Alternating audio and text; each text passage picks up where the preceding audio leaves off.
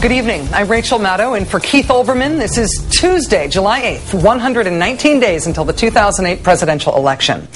Even though Senator Obama has not changed his position on when and under what circumstances our troops could come home from Iraq, Senator McCain won the first round of the spin war on that issue, convincing most of the media for most of a long weekend news cycle that Obama had flip-flopped on Iraq. But in our fifth story on the countdown, round two is about to get a lot trickier for the presumptive Republican nominee.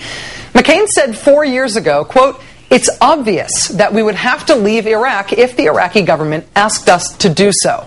Well, asking us to do so is exactly what the Iraqi government has now done. An Iraq flip-flop in the making for the man who would be president. Yesterday, as we reported, the Iraqi prime minister said the U.S. should either agree to pull out of Iraq or agree to a timetable for pulling out. The Bush administration's public response to Maliki? He said, "What about who now?" I'm paraphrasing that.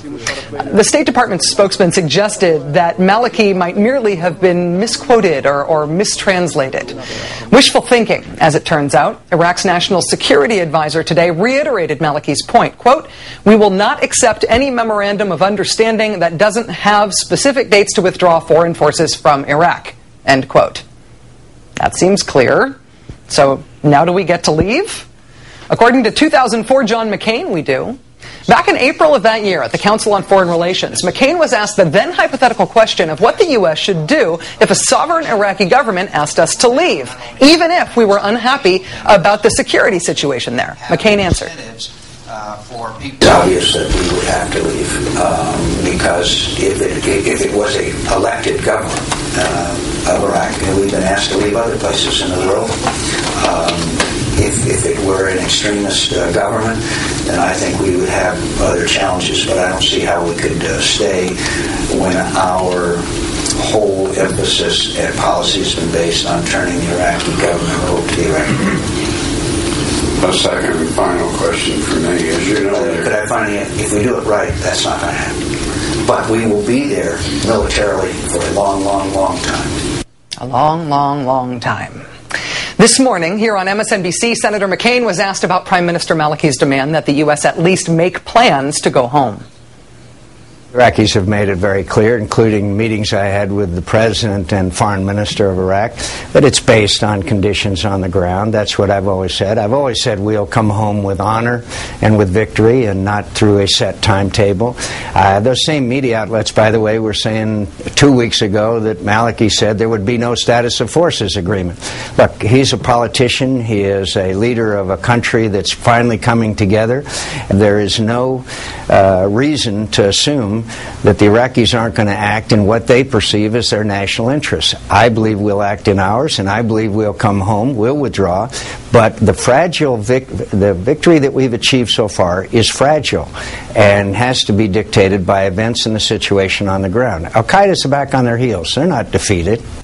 So to sum up, we have to fight the terrorists there so we don't have to fight them here. The Iraqi prime minister is just a politician who might yet come to his senses, and it's the media's fault for reporting what Mr. al-Maliki has said previously. Senator Obama today voiced his frustration with the notion that he, not his opponent, has been flip-flopping on Iraq. He said, quote, "The people who say this apparently haven't been listening to me," end quote. For anyone who still believes the falsehood that Senator Obama has changed his position on Iraq, this next soundbite, we believe, is addressed directly to you. So when I hear John McCain saying we can't surrender, we can't wave the white flag, nobody's talking about surrender. We're talking about common sense. We cannot be there forever. We can't be there for 50 years. We can't afford it. Our military families can't bear that burden. We've got to get more troops into Afghanistan. I am going to bring this war to an end. So don't be confused. I will bring the Iraq war to a close when I'm President of the United States of America. Lots to get to tonight with MSNBC political analyst Howard Fineman, also the senior Washington correspondent for Newsweek magazine. Thanks for joining us, Howard. Hi, Rachel. The McCain campaign says Senator Obama flip-flopped on Iraq, even though that isn't true, and that allegation drives the news cycle for an entire holiday weekend. Then McCain himself gets caught in an actual reversal of his Iraq position, and barely a blip anywhere, at least not yet. What do you think is going on here? Well, I think the second blip is going to grow. But as to the first, I think a couple things. First of all, Rachel, from talking to some of Obama's people, they recognize that the focus is on him. In a way, he is the front runner. He's the top dog now, in a way, and everything he does and says gets very close scrutiny. Number two, I think the media was primed, Rachel, for other signs, so to speak, of changes of course by Obama after a change on public financing and his controversy over supporting the FISA bill and so on. So they jumped on it, and they took that one word, refine, where he said may possibly refine his tactics, and blew it up into a big thing that required Obama then to hold a second news conference. And paradoxically, I think holding the second news conference seemed to somehow confirm the interpretations of the first. I think he's righted himself on this one pretty much now, though, especially with those kind of clips like the one you just played. It has been interesting to watch the Obama campaign talk more and more about Afghanistan and even Pakistan, while the McCain campaign has tried to keep the focus on Iraq. I mean, they want to keep the focus on national security generally, but specifically on Iraq. Do you think that on the substance here, the Iraqi government wanting a timetable for withdrawal now, does that upend the presidential politics here? Problem for John.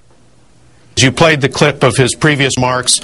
Also, in a way, the more he argues that the surge has worked, has the paradoxical effect of in a way, proving Barack Obama's point, which is time to wind things down, especially now if the Maliki government is saying, hey, we want a timetable too.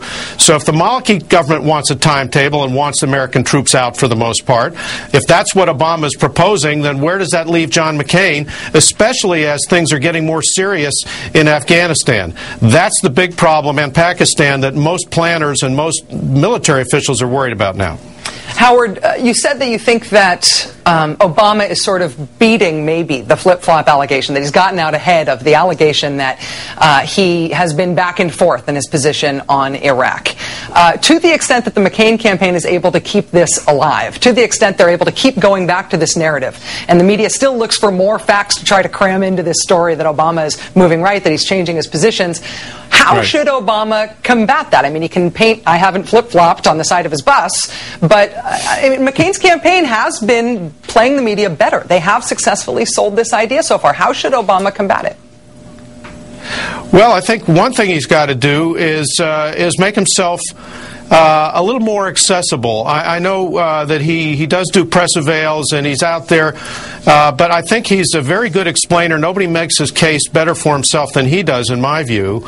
And I think now that he's sort of gotten his house pretty much in order for the fall campaign, which is what I think they're doing right now in advance to try to do all of this stuff before the focus really comes in the fall, he just needs to get out there and keep explaining and keep hoping that he doesn't feed the media beast anymore on this storyline, and I think it's quite possible that he won't after this. Howard Fineman of MSNBC and Newsweek, many thanks for joining us. Thank you very much, Rachel.